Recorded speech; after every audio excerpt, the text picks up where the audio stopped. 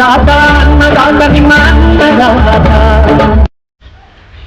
ನಮಸ್ಕಾರ ಸ್ನೇಹಿತರೆ, ಹಸಿರು ಕೃಷಿ ಯೂಟ್ಯೂಬ್ ಚಾನಲ್ಗೆ ನಿಮಗೆ ಸ್ವಾಗತ. ಇವತ್ತು ನಾನು ಒಂದೆರಡು ಗಿಡಗಳನ್ನ ತೋರಿಸ್ತಿದ್ದೀನಿ ನಿಮಗೆ, ಯಾವ ರೀತಿ ಫಲ ಬಂದಿದೆ ಅದರಲ್ಲಿ ಅಂತ. ಅಲ್ಲದೆ ಮತ್ತೆ ಹೊಲದ ನಡುವೆ ಯಾವ ರೀತಿ ಟ್ರೆಂಚಿಂಗ್ ಮಾಡಿದ್ದೀವಿ ನಾವು ಅಂತಲೂ ತೋರಿಸ್ತೀನಿ. ನೋಡ್ಬೋದು, ಈ ಗಿಡದಲ್ಲಿ ಸುಮಾರು ಒಂದು 100-120 ಕಾಯಿಗಳಾಗಿದೆ.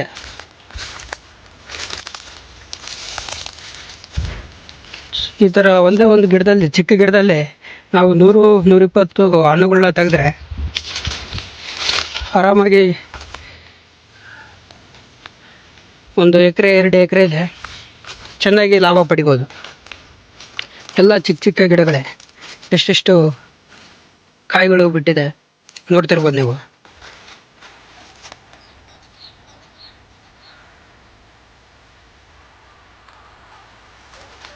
ಈ ಥರ ನಾವು ಹೊಲಕ್ಕೆ ಸಾವಯವ ನೈಸರ್ಗಿಕ ಕೃಷಿ ಅಳವಡಿಸೋದ್ರಿಂದ ತುಂಬ ಉಪಯೋಗಗಳಿದ್ದಾವೆ. ಅಲ್ಲದೆ ಇಳುವರಿ ಕೂಡ ನಮಗೆ ಯಥೇಚ್ಛವಾಗಿ ನಾವು ಕಾಣ್ಬೋದು.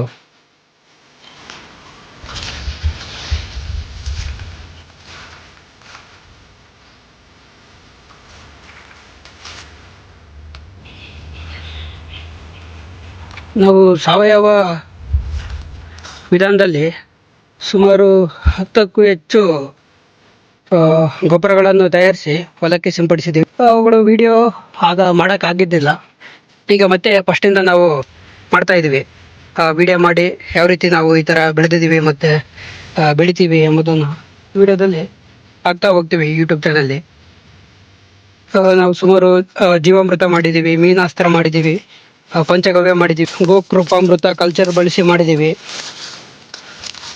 ಮತ್ತು ಸಾಕಷ್ಟು ಇದೇ ಥರ ಸಾಕಷ್ಟು ನಾವು ಸಾವಯವ ಕೃಷಿ ಪದ್ಧತಿಗಳು ಏನಿದೆ ಯೂಟ್ಯೂಬಲ್ಲಿ ಮತ್ತು ಕಾಡು ಸಿದ್ದೇಶ್ವರ ಸ್ವಾಮೀಜಿ ಏನಿದ್ದಾರೆ ಅವರು ಹೇಳಿದ್ದಾರೆ, ಆ ಎಲ್ಲ ಮೆಥಡ್ಗಳು ನಾವು ಫಾಲೋ ಮಾಡಿ ಇವತ್ತು ಉತ್ತಮವಾದ ಇಳುವರಿನ ಕಂಡುಕೊಂಡಿದ್ದೀವಿ.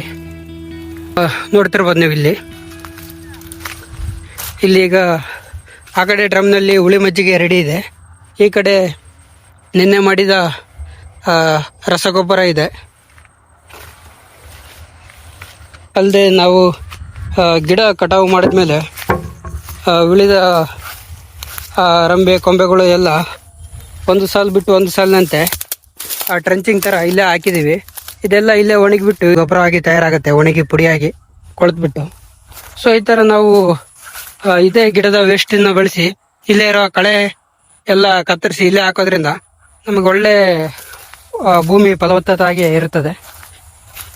ನೋಡ್ಬೋದು, ಒಂದು ಲೈನ್ ಬಿಟ್ಟು ಒಂದು ಲೈನು ನಾವು ಈ ಥರ ಟ್ರೆಂಚಿಂಗ್ ಥರ ಮಾಡ್ಕೊಂಡಿದ್ದೀವಿ.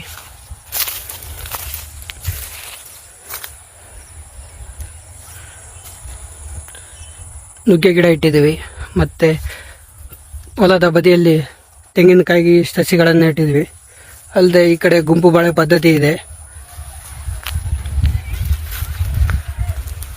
ನೋಡ್ಬೋದು, ಇನ್ನೂ ಹೊಸ ಹೊಸ ಗಿಡಗಳು ಸಹ ಇಡೋ ಪ್ಲಾನ್ ಇದೆ.